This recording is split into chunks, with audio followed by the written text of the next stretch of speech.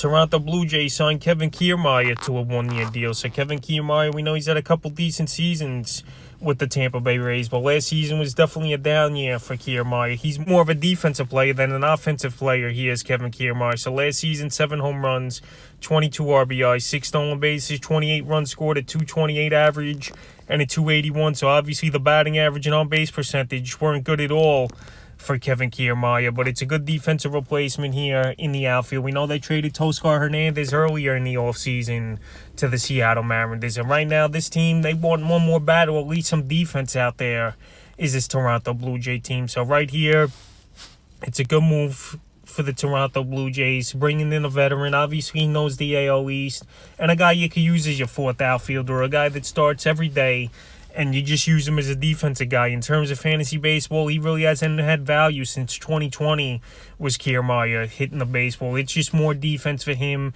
and a guy who's got some speed on the bases, but besides that, it's a better real-life move than a fantasy baseball move. So the Toronto Blue Jays add some depth to the outfield, signing Kevin Keirmair, and we'll see if he can have a resurgence a little bit with the Blue Jays and possibly for fantasy baseball in the upcoming 2023 season.